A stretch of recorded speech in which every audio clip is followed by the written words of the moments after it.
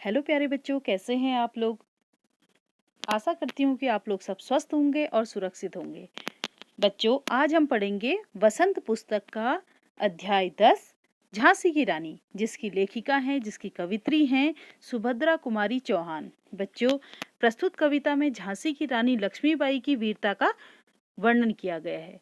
हमारे परतंत्र देश को फिरंगियों से आजाद करने के लिए क्षत्रियों ने एक होकर उन्हें भगाने का बीड़ा उठाया।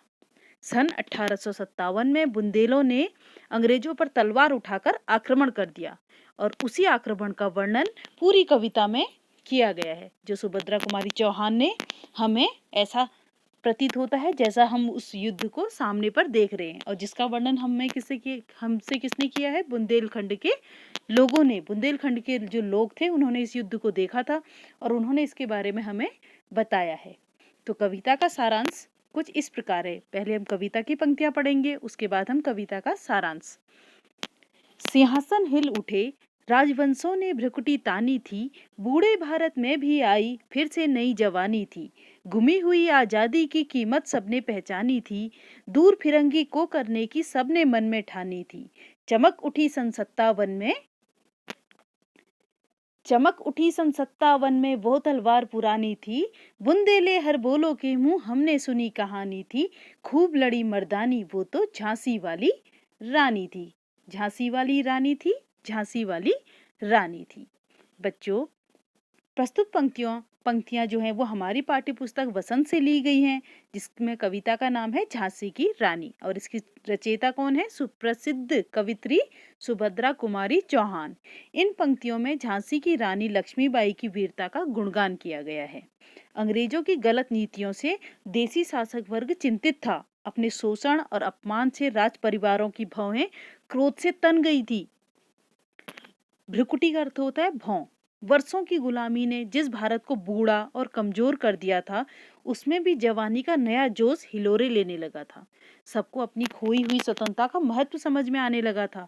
सबने यह निश्चय कर लिया कि अंग्रेजों को देश से दूर भगा देना है, क्योंकि जो बूढ़ा भारत, जो कमजोर भारत हो गया था, उसमें अब नया जोश आ गया था। गुमी हुई का अर्थ क्या होता है? खोई हुई आजादी की कीमत आज सभी ने पहचान ली थी। दूर फिरंगी, फिरंगी का अर्थ होता है अंग्रेज। अंग्रेजों को दूर करने की आज सबने मन में ठानी थी, निश्चय कर लिया था कि हम इन अंग्रेजों को दूर भगा कर ही रहेंगे।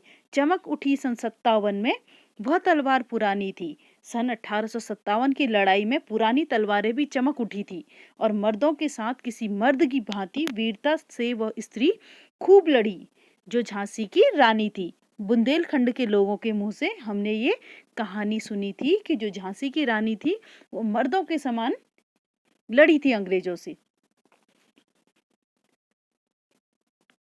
इसके बाद है बच्चों, अगली पंक्तियां हम पढ़ते हैं।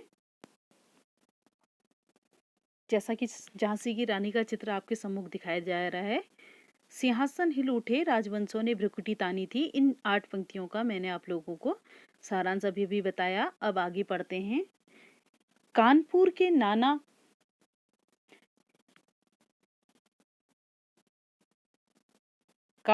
नाना की मुंह बोली बहन छबीली थी। लक्ष्मीबाई नाम पिता की वह संतान अकेली थी। नाना के संग पढ़ती थी वह, नाना के संग खेली थी। बरछी ढाल कृपाण कटारी उसकी यही सहेली थी। वीर शिवाजी की गाथाएं उसको याद जवानी थी। बुंदेले हर बोलों के मुंह हमने सुनी कहानी थी। खूब लड़ी मर्दानी वो तो झांसी वाली रानी थी।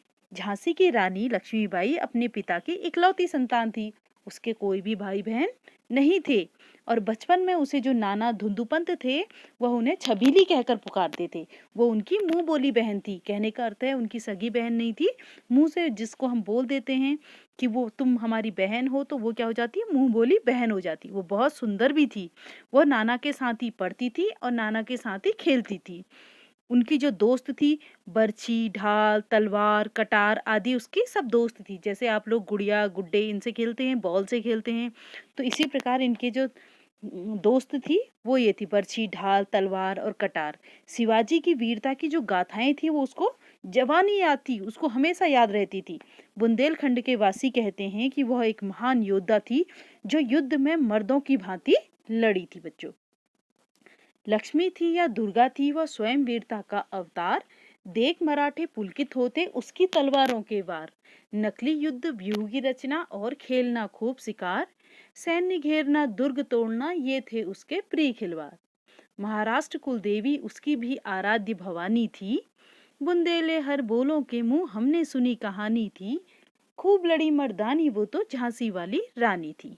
तो बच्चों, इन पंक्तियों में सुभद्रा कुमारी चौहान कहना चाहती हैं कि रानी लक्ष्मीबाई थी, दुर्गा थी या स्वयं वीरता ने उसके रूप में जन्म ले लिया था, स्वयं वीरता की अवतार, या वो दुर्गा माता थी या उसने वीरता के रूप में स्वयं जन्म ले लिया था। उसकी तलवारबाजी देखकर मराठे पुलकित का अर्थ क्या होता है, प्रसन्न हो जाते थे। पुलकित का अर्थ क्या हो जाता था, बहुत खुश हो जाते थे या प्रसन्न हो जाते थे। नकली युद्ध करना, दुश्मनों को घेरना, शिकार करना, सेना घेरना, किले तोड़ना, यही बचपन में रानी के प्रिय खेल थे। और इसके साथ ही महाराष्ट्र की कुलदेवी माँ दुर्गा की भी वह पूजा किया करती थी। जो महाराष्ट्र की कुलदेवी थी माँ दुर्गा, उसकी रानी लक्ष्मीबाई पूजा किया करती थी। बचपन में से ही उसमें वीरता के संस्कार भरे हुए थे, वो बचपन से ही बहुत वीर थी। बुंदेलखंड के वासी उस साहसी वीरांगना के पौरुष की कथा हम सबको सुनाते हैं बच्चों। हुई वीरता की वैभव के साथ सगाई झांसी में, ब्याह हुआ रानी बनाई लक्ष्मीबाई झांसी में। राजमहल में बजी बधाई खुशियां छाई झांसी में, सुभट बुंदेलों की विरदावली सी वह आई झांसी में। चित्रा ने अर्जुन को पाया, शिव से मिली भवानी थी, बुंदेले हर बोलों के मुंह हमने सुनी कहानी थी, खूब लड़ी मर्दानी वो तो झांसी वाली रानी थी। तो इन पंक्तियों में कवित्री क्या कहती हैं बच्चों, कि वीरता का प्रतीक रानी का विवाह सुख समृद्धि के प्रतीक झांसी के राजा गंगाधर राव के साथ हो जाता है।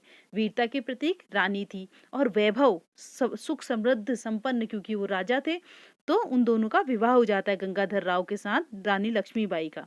राजमहल में खुशियां छा गई, बधाई के गीत गाए जाने लगे। जब भी कोई शादी होती है, विवाह होता है, उत्सव मनाया जाता है, तो उसमें शुभ गीत गाए जाते हैं बच्चों।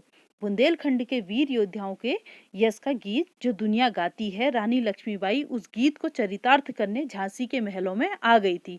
जो बुंदेलखंड इतने वीर योद्धाओं से भरा था, आज एक वीर वहां और आ गई थी। ऐसा प्रतीत हुआ जैसे चित्रा ने अर्जुन को पा लिया और शिव से मिली भवानी थी। ऐसा लग रहा था जिस प्रकार अर्जुन और चित्रा का विवाह हुआ था और भगवान शिव का और पार्वती जी का विवाह हुआ है, इसी प्रकार गंगाधर राव और रानी लक्ष्मीबाई का विवाह भी हुआ है। आज भी बुंदेलखंड वासियों के मुख से हम उस साहसी रानी की कथा सुनते हैं जिसने पुरुषों को भी कड़ी टक्कर दी थी। तो बच्चों, ये थी झांसी की रानी की कहानी। उदित हुआ सौभाग्य मुदित महलों में उजियाली छाई, किंतु काल गति चुपके काली घटा घेर लाई। तीर चलाने वाले कर में उसे चूड़ियां कब भाई, रानी विधवा हुई हाय, विधि को भी नहीं दया आई। निसंतान मरे राजा जी, रानी शोक समानी थी, बुंदेले हर बोलों के मुंह हमने सुनी कहानी थी, खूब लड़ी मर्दानी वो तो झांसी वाली रानी थी। तो बच्चों, आगे कविता में कहा है कि रानी लक्ष्मी के विवाह के बाद क्या होता है। रानी लक्ष्मीबाई के जीवन में सौभाग्य का उदय हुआ, महलों में खुशहाली छा गई, लेकिन भाग्य को यह मंजूर नहीं था। समय का चक्र, काल गति का अर्थ क्या होता है बच्चों, समय का चक्र चुपके काली घटा का अर्थ होता है विपत्ति आ गई महल में। तो तीर कमान थामने वाले उनके हाथों में भाग्य से सुहाग की चूड़ियां देखी नहीं गई। जो रानी लक्ष्मीबाई तीर चलाती थी, आज उसने हाथों में चूड़ियां पहनी, तो वो क्या कह रहे हैं, उस भगवान को भी, उस ईश्वर को भी दया नहीं आई और उसने उसकी चूड़ियां उसके हाथ में नहीं रहने दी।